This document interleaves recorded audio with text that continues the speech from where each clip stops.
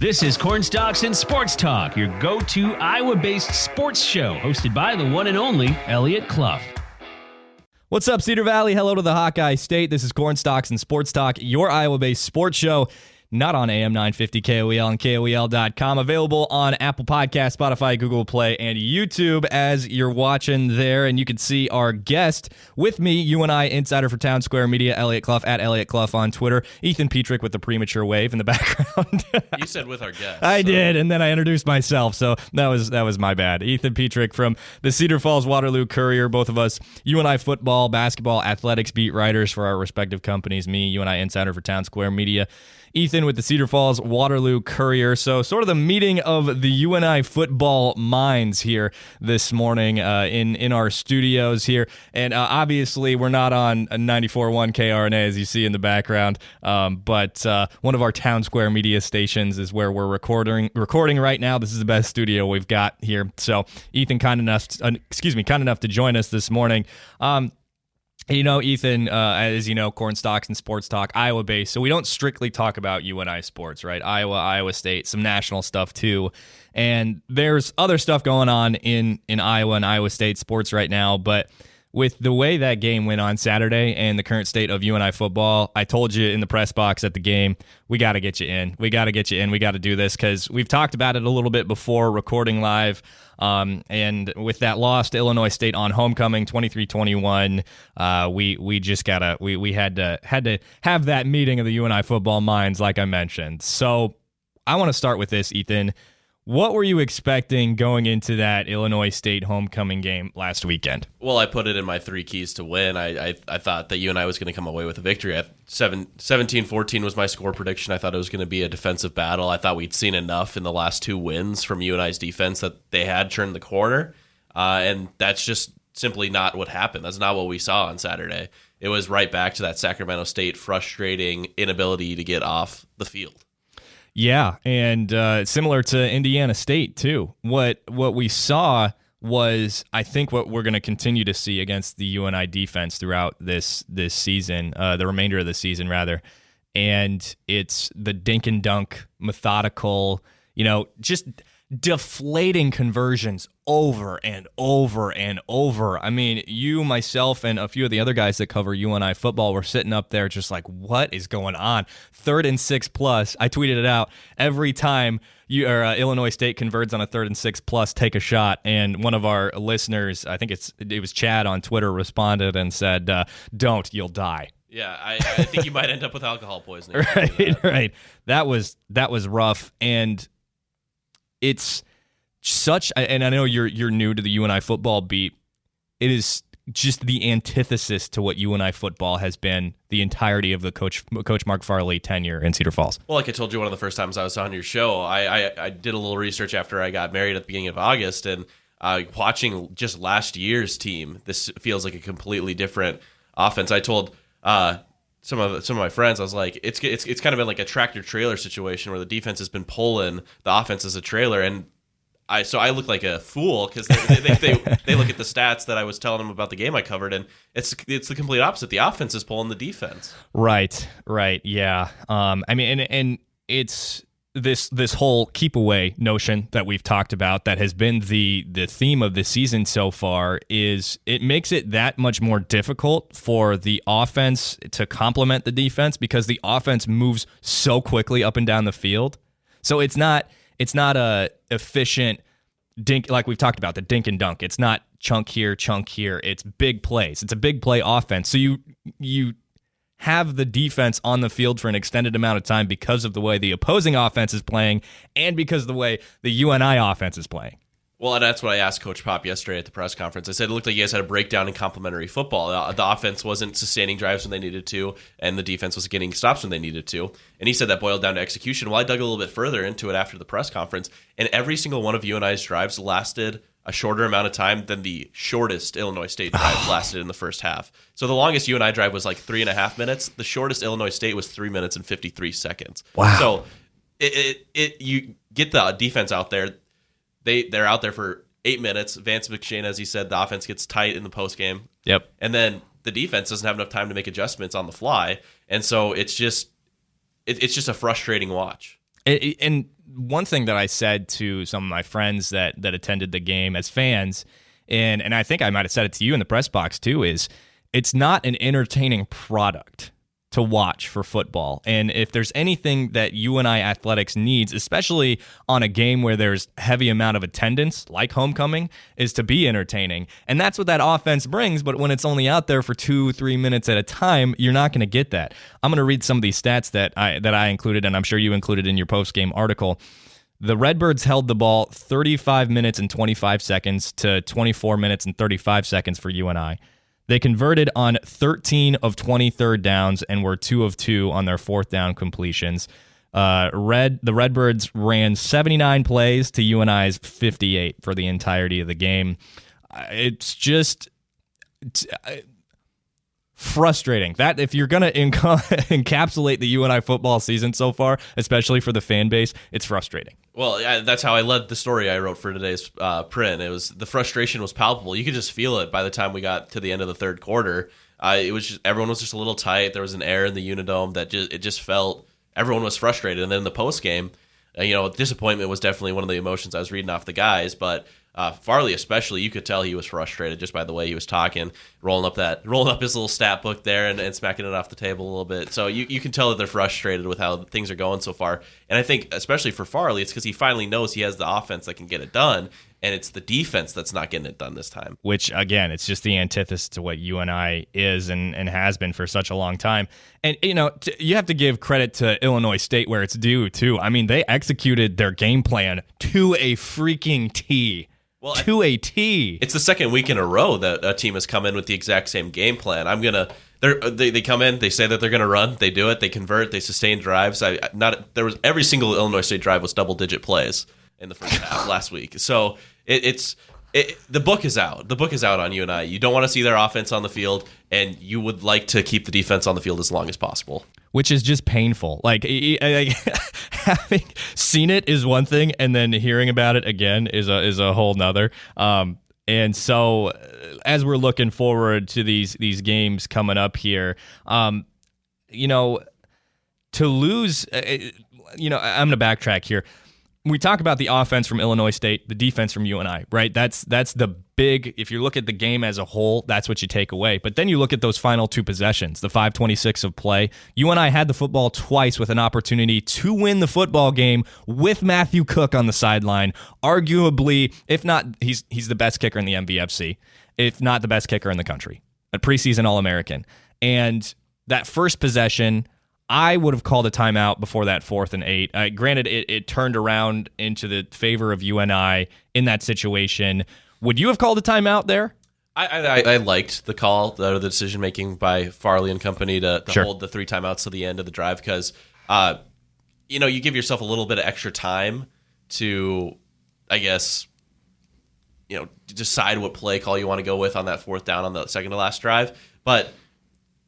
You have plays drawn up for that situation, so he's got his laminate piece of paper that Colbert asked him about. The infamous laminated piece of paper. He's got the Bodie Reeder's got a 4th and 8 play.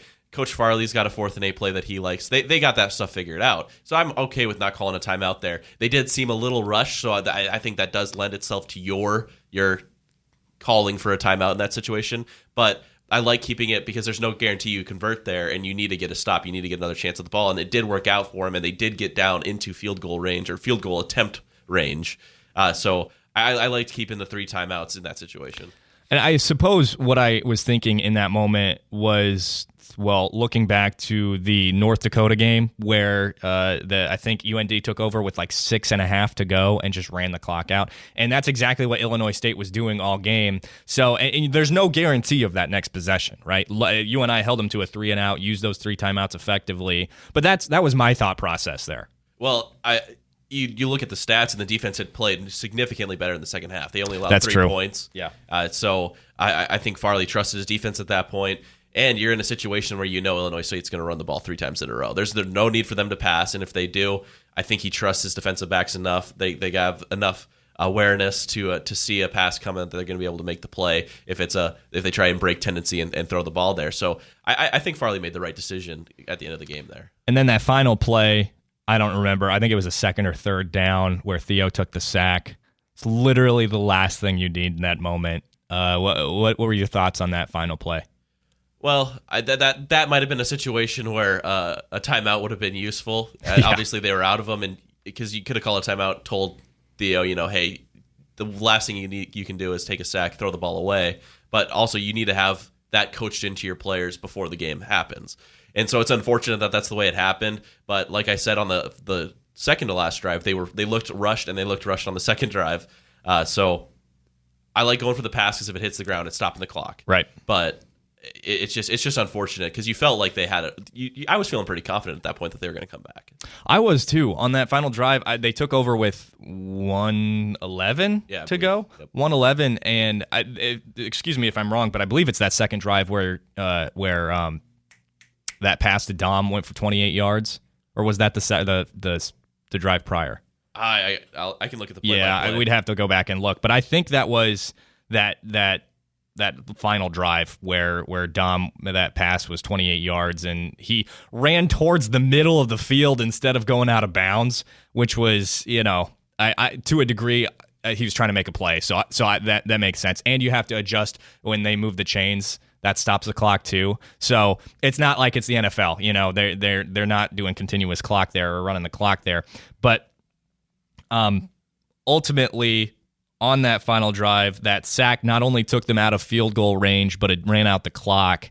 And it was tough. It's a situation where it's tough to watch because what I tweeted out at the end was just an awful finish, one, and then I said it was embarrassing. And that's kind of how I feel about it. And, granted, Illinois State's now receiving votes in the poll. They're a talented football team. They have a lot of talent.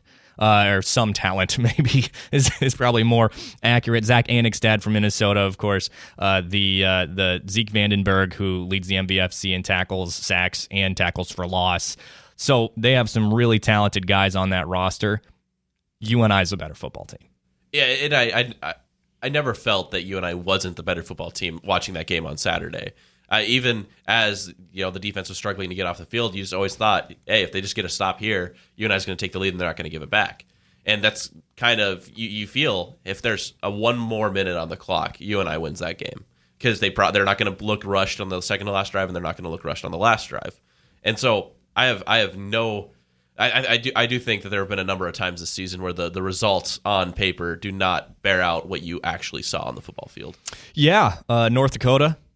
You look at that game, you look at this game from this last week, I think the second half of Sac State versus UNI is indicative of that, throw Air Force in the trash can. Yeah. That's just a outlier. But this team is not 2-4 talent-wise. And the holes that are there so far, at least in my mind's eye, is very clearly that this team is missing Jared Brinkman, MVFC Defensive Player of the Year for 2 years now with the Toronto Argonauts. And which congrats, Jared. I know Jared. I've talked to him a few times. I don't think I've actually officially interviewed him on a show or anything, but very good guy. Very happy for him. But UNI defense is definitely missing his presence on the interior.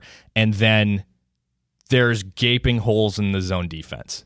Gaping hole. I mean, it was like a refusal to play man to man, and that is what a large part of those third down conversions. That's why they happen. There's guys just wide open in the middle of the field. And when you have athletes that are capable of defending those guys, like Edwin Dearman, like Benny Sapp, like Wu, like Steph Black, there's too much talent on the field that can cover man-to-man for this to be happening the way it is, in my opinion. I think in a lot of those third down situations where you saw Annigstad roll to the right, I think they were a little over concerned about his ability to run because he was a dual threat guy out of college or out of high school when he went to Minnesota, and that's how Minnesota tried to use him. And so there were a number of times where you'd see Annigstad roll to his right or roll to his left, look downfield to pick it up with his legs, and the defensive back would come off of his coverage to come up and make the tackle, and then he would just, right before he got to the line of scrimmage, would throw the ball. Yep. And so I think that's just an issue that you were seeing because the pass rush wasn't getting home, or they wouldn't get Annigstad on the ground. There were a number of times where that was probably the most frustrating thing is the pass rush would get there, Annigstad would just break the tackle and run away. And find an open guy for 6 yards. Yeah. Which I think that's it right there. If you were to point to one thing specifically about that game this last Saturday, that's the thing that took the air out of the dome right there, because it'd be 3rd and 8 and a play like that would happen, and it was just over and over again. Like I mentioned, 13 of 20. Now, the solutions. We can talk about the problems over and over and over again. And of course, you and I aren't football coaches. We're in the media. But what are the solutions here? Does UNI offense, do they have to slow it down a little bit? Do you look at the issues of tackling again? Do we not want to let opposing teams get those chunk plays on thirds down? Obviously, that's the big thing. But how do you address that? Is it switching up the coverage? Is it playing man-to-man? How do you fix these issues at hand for UNI football right now if you are Mark Farley, Ethan Petrik? Oh, if I'm putting on my Mark Farley hat, I'd go to Coach Reeder and I'd ask if we could maybe see our 2 stud running backs a little bit more. Yeah. I mean, you got Vance McShane averaging over 5.5 yards per carry, Dom Williams over 5.5 yards per carry, but they're only averaging about 10 carries a game. If we can see those guys maybe 15 times a game, I think you're going to help us. Establishing the run game is going to help UNI so much more than the offense and the run game currently is helping UNI, because I feel like you kind of tried to pull a stat that didn't end up being a stat, but they just seem to go like 3 and out every game to start the game. Yep. And it's because it's 3 passes and then they're punting the ball away. It's 3 passes, all incomplete, or they don't get 10 yards, and then Pettinger or Loescher runs on the field. Right. I think if you ran the ball a little bit more to start the game, you could help get the offense in a groove. It would cause a little bit longer drives because you're burning the clock with the run game. And I think that would be majorly beneficial to UNI. That's been my biggest thing, is we haven't seen enough of the run game. Definitely. And I completely agree. And to boot, you have your 2 talented running backs. And then you have Harrison Bay Bowie, who is a talented transfer from Eastern Illinois. And the little bit that we've seen, granted it was against Western Illinois, has been encouraging. And he was a stud out of high school. And he's a guy who can pop you if he needs to. Oh, and talk about the comp that Coach Austin gave him, the running backs coach at UNI. In your article, yeah. Terrence Freeney. If you're saying you have Terrence Freeney at UNI right now, that's got to get Panther fans excited. So let's see him a little bit more. That was a guy that ran for 1,000 yards in the Valley. Right. Helped you lead you to a national championship. And, I mean, I've spoken with Harrison a little bit. He is thrilled to be a Panther. Thrilled. And to a degree, I mean, obviously, there are guys on the team that haven't seen the field yet and probably shouldn't see the field yet just based on developmental purposes that are also thrilled to be Panthers. But you throw that into the factor of the talent that Harrison Bay Bowie has, and you want to see guys like that get the field as a media member anyway, and I'm sure fans feel that way too. Well, I mean, I don't want to get romantic about college football here, but that's why you love college football, right? Right. Yeah. Because you have guys that are out there and they love the school that they're playing for, and they're putting it all on the line. Maybe not so much so at the FBS level anymore with NIL. Right. At the FCS level, that's alive and well, and that's one of the things I love about going to a Panther game is I know that these guys are putting it all on the field for things that are not monetary. Right, exactly. And it's there at the FCS level. The Cedar Valley does love their Panthers, so it's just not quite to the degree of like what Caitlin Clark just signed with Nike. Exactly. But one thing that I do want to address before we continue here on Corn Stalks and Sports Talk this morning, Kale Loescher is in the hospital last I heard with an unknown sickness. Thought it was pneumonia. We're not really sure how it's continued right now, but I believe his girlfriend Fiona Riordan is selling bracelets that say "Fight Like a Panther" #Team Kale. Only $5. I'm gonna see if I can reach out to her and get a link to what we can do there. But that will be in the description on YouTube and all of the podcasting platforms. I'll also get that out on Twitter, and you can follow me on Twitter. It's @ElliotClough on Twitter. I'm sure Ethan will either tweet it out himself or retweet what I've got. You can follow him on Twitter too. It's Ethan_Petrik. So I'll probably just retweet what you do because it is a race, so I got to give you credit. Yeah. Hey, man, you helping me out with that app we talked about has been huge. But that's neither here nor there. That's media info we can't share. But Fiona Riordan again, that she's selling those bracelets for Kale, and we'll see what we can do here. I'll reach out to her today and get that out and available for Panther fans. Last thing on the UNI defense before we move forward, look a little bit at Utah Tech and talk a little basketball before we let you go. I said it several times. I think I said it to you in the press box during that game. UNI they're facing Utah Tech this coming weekend. Obviously, a very different matchup than what you're going to see in the Missouri Valley Football Conference. But going forward, UNI still has to face Missouri State, South Dakota State in the Dome, and then they have to travel to Carbondale and take on Southern Illinois, and then they have to travel to Vermillion to take on South Dakota. All 4 difficult matchups. South Dakota, they've been at the mercy of just a brutal schedule. Southern Illinois has started to figure it out. They've been playing pretty good ball. Missouri State's starting to fall off a little bit. Still receiving votes because of the just ridiculous talent they have on the roster. They beat UT Martin earlier this season, who is a ranked top 25 team in the FCS. But Jason Shelley comes to town. I don't care how much their offense, how much their defense is struggling, how much they're struggling as a team. They're 2-4. He is going to shred the UNI offense or UNI defense as it currently sits. Well, I mean, if you're sitting here thinking that UNI, if UNI's 4-2 and you're feeling really good, and they're coming off a win over Illinois State, you're probably thinking, hey, maybe we can take care of a struggling Missouri State team. But it's a struggling UNI team too. Right. So right. 2 teams that are pretty much at the same spot in their season where they're both struggling, kind of. Already fallen below their expectations for what they can do this year. So I think that's still going to be a very, very tough matchup.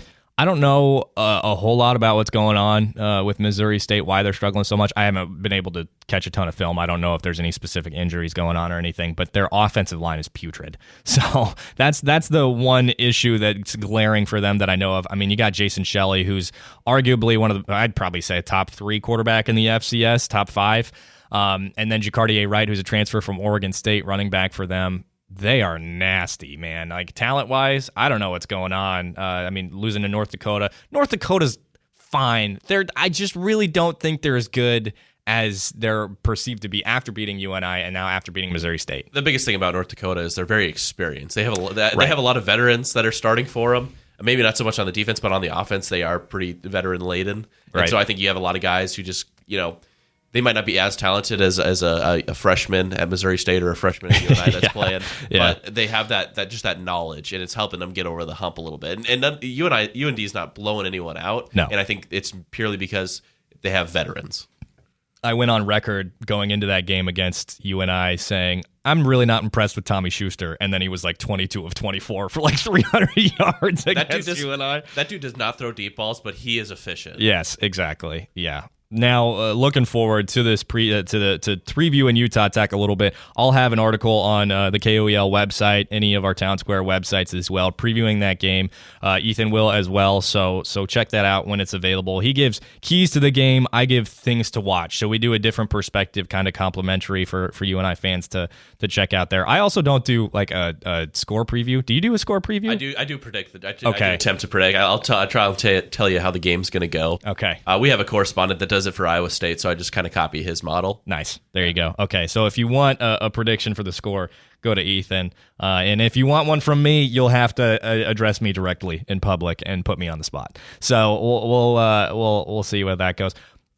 Utah Tech, this game this weekend.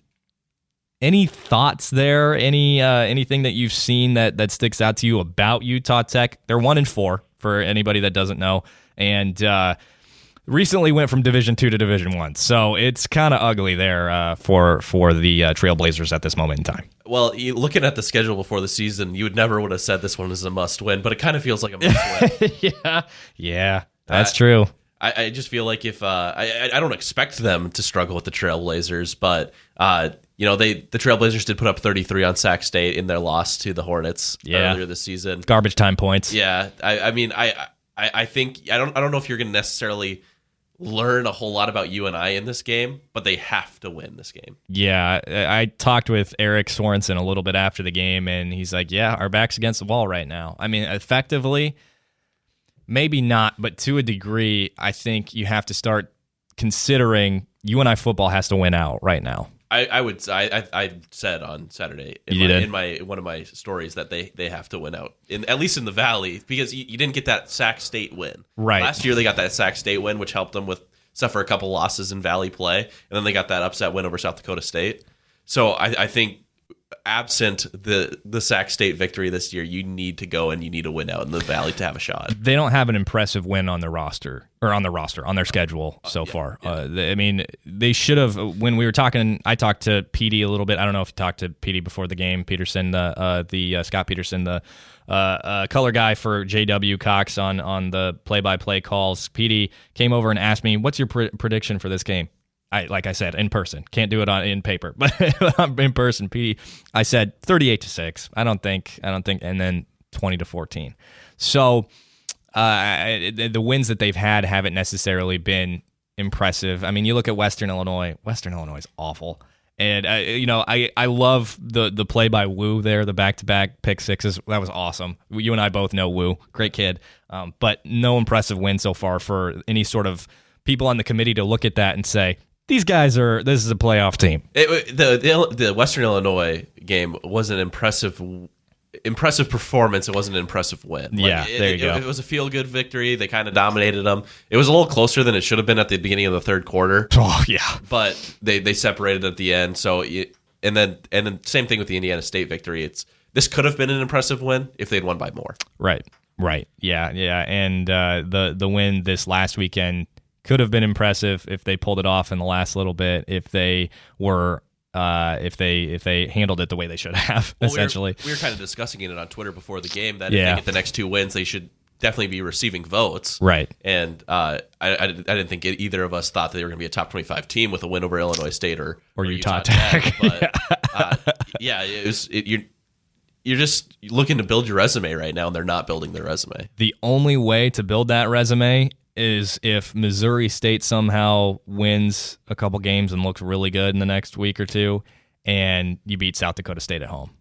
That's it. Southern Illinois is going to be a nice one. Oh, yeah, that one. Yeah, I forgot about Southern Illinois. My apologies. Yeah, that especially in Carbondale. Yeah. So you got to win those games if you're even going to sniff the playoffs, and you can't have a silly loss too, like the Illinois State loss last year. Like that Missouri State loss wasn't silly because Missouri State's good, but you and I should have won that football game. Well, we're talking schedule a little bit.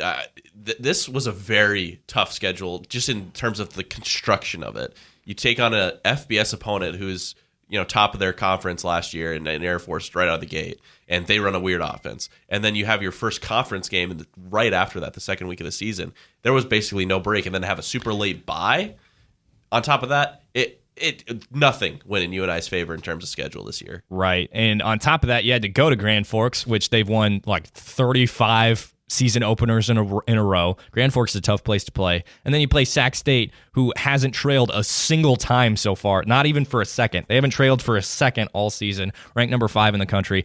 Troy Taylor is a damn good football coach. That's his first victory against the MVFC with Sac State.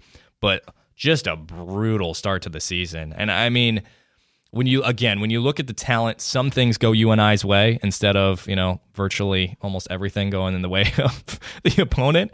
And UNI's 4-2, 5-1 right now. Truth be told, like truly, the final score might not be indicative of that, but that's the way it looks to me at this moment in time. Well, you lose to North Dakota by 2 points, and you lose to Illinois State by 2 points. Right. So. Yeah, exactly. One possession goes your way, and those are victories. And that's what Farley said. I can't remember after Sacramento State was the loss. He said it after, but he said 12 minutes has defined our season. Yep. If you take away change those 12 minutes, we're 2-1. Yep. Exactly. Now again, looking to Utah Tech, you and I haven't dove too much into that. Our previews, again, they'll be available within the next few days. You can just follow us on Twitter to make sure you get those. But in regards to Utah Tech, what they look like to me is a team that transitioned from D2 to D1 recently. They played Sacramento State, like you mentioned, kind of got the brakes beat off of them, and then their only win so far this season is against Chadron State, which you'll know because they're in Nebraska, and they're D2. They won 56-10, which is a game they should have won. Yeah, I mean, if you're losing to Chadron State, you should probably not be moving up to D1. Yeah, and they're a team that likes to air the ball out from what I've gathered. Quite a bit of turnovers. But their lead running back has put the ball on the ground quite a bit and run pretty well, too. 77 attempts for 460 yards, 6 yards per carry, 5 touchdowns. But then you look at their quarterback, who's I think going to start in Victor Gabales, and he's 21 of 62, and he's thrown 7 interceptions to just 1 touchdown. Well, and I hate to say that this is an indicative stat, but every time UNI's played against a team that struggles with turnovers, Western Illinois, Indiana State, they've kind of just parade on that. And so I feel pretty good, pretty confident going in. This is another turnover-prone team. I think UNI is going to have, I don't want to call it a get-right game, but it's going to be a feel-good victory at this point in the season. We talked about the Western Illinois being a get-right game with Spencer Cuvalier for that first win of the season, and he's like, yeah, no, we want to respect, that's the right thing to say. Good job, Spencer, captain. And again, same thing, Spencer, a good dude. He's saying all the right things, but yeah, for us, we can say that it's a get-right game. Well, Farley called it essentially the same thing as a bye week in his press conference. Oh, he did? Yeah, he said... I didn't catch that. Indiana State was coming off a bye. He said, you can say Indiana State is coming off a bye, but last week we really focused not so much on Western Illinois, but we focused on ourselves. So I'm like, what you're saying is you kind of looked past Western Illinois. Yeah. Farley...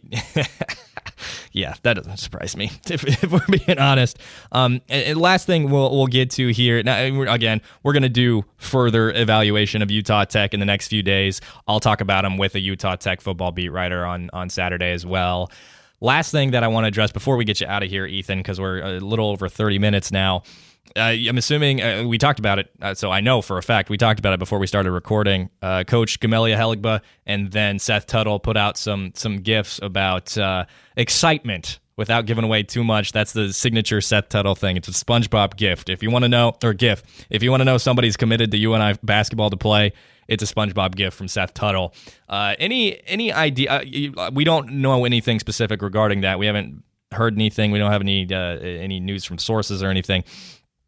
Any idea of what you're thinking there of who committed, just based on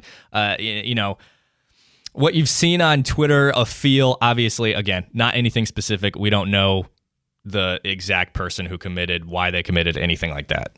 Well, I think we kind of discussed just 2 names. Wes Rubin, the recent decommit from Loyola Chicago, who got a UNI offer 2 weeks ago. And visited with RJ Taylor on his official visit. Yes, and visited. And then also Kyle Pock.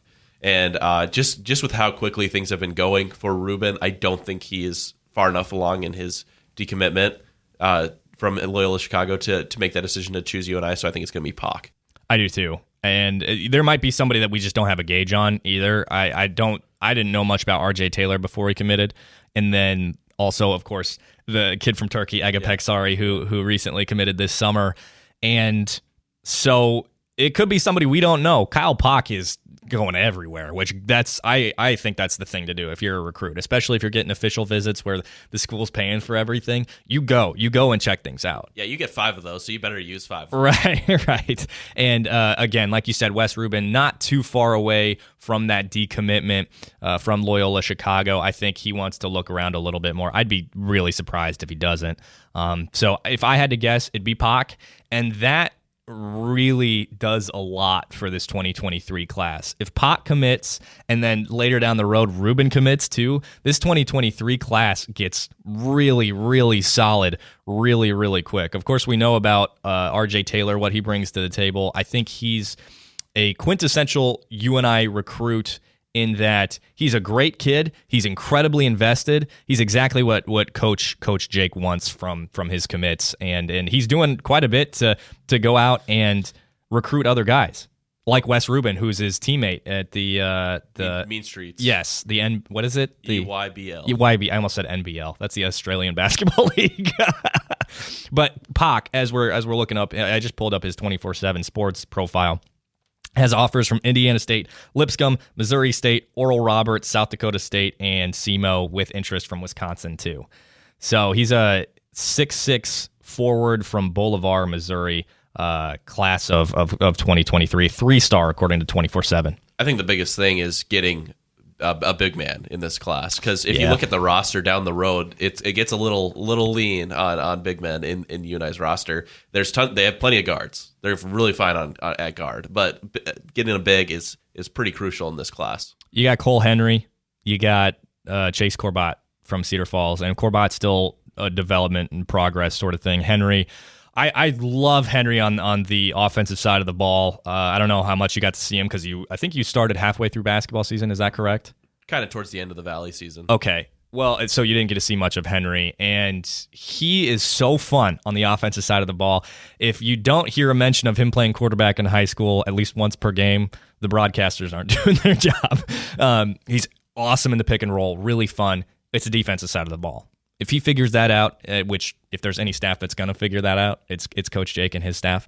If he figures it out on that side of the ball, he's going to be a force in the lineup for UNI.